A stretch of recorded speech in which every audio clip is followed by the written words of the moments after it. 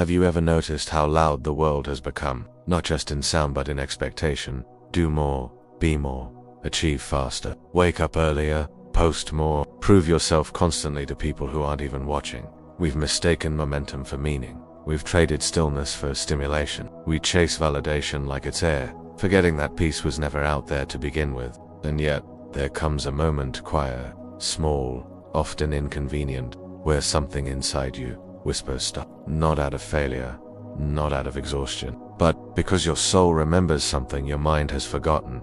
Peace is not something you earn, it's something you return to. From childhood, we are taught to chase good grades, a career, a partner, a house, status, security. We are taught that life is a ladder and we are to climb it, but no one tells us the truth.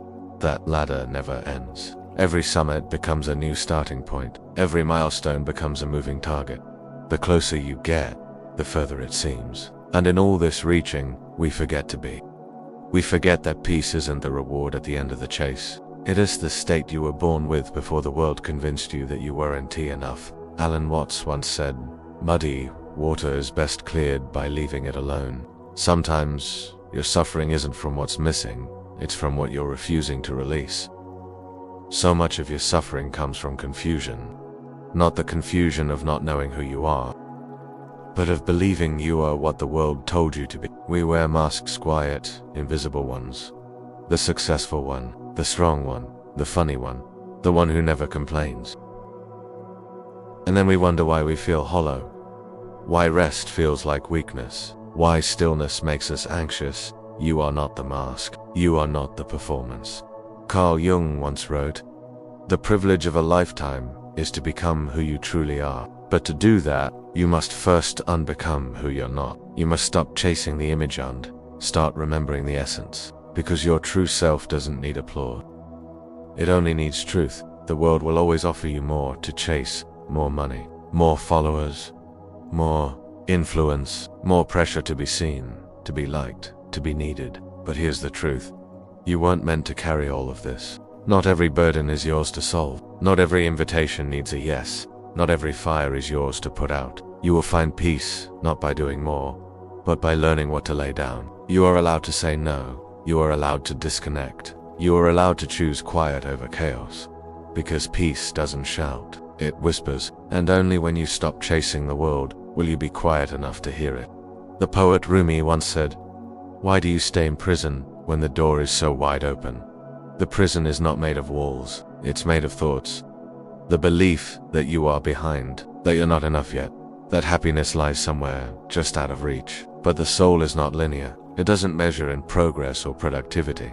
It speaks in presence, in stillness, in truth. And when you return to it, even briefly, the world softens, time slows down. You remember, there is nothing to chase. There is only this moment, and this moment is enough.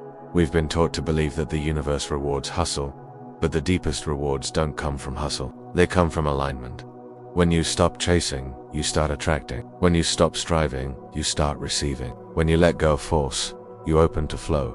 Because the universe doesn't speak urgency, it speaks vibration. When you are still, you resonate differently.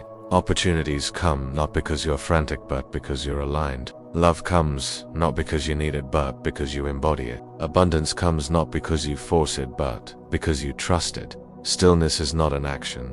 Stillness is power. Your nervous system was never designed to be in fight or flight all the time. But most people live in survival mode. Scroll, compare, achieve, panic, repeat. And we wonder why peace feels so far away. Peace isn't found in the perfect morning routine. It's found when you stop betraying yourself. When you stop saying yes when you mean no. When you stop abandoning your body to please others. When you stop measuring your worth by how much you've done today. To heal is to slow down, to breathe, to feel, to remember that being alive is enough. Letting go doesn't mean giving up.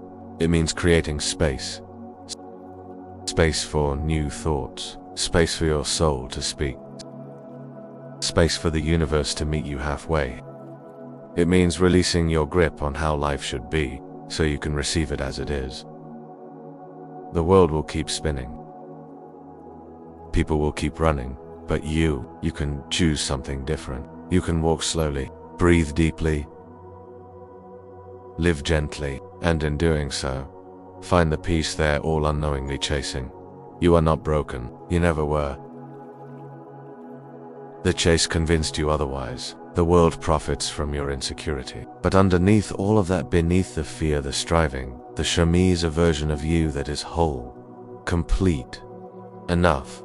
This is the you that watches sunsets and forgets your to-do list. This is the you that cries during music for no reason.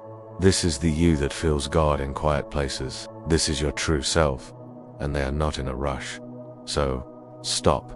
Not forever. Just long enough to hear what your soul has been trying to say all along. That you are not behind. That you are not late. That peace is not on the other side of effort. It is here, in this breath, in this moment, in the decision to finally stop chasing a world that was never yours to catch. Because when you stop chasing the world, you finally come home to yourself. And that is where peace lives. So if your heart is tired, if the noise feels too loud, if your soul longs for something quieter, something real, let this be your permission to stop chasing, to stop proving, to stop performing, and to simply be. Because you will not find peace out there. You will find it when you stop chasing the world. And remember that everything you were looking for was always inside you.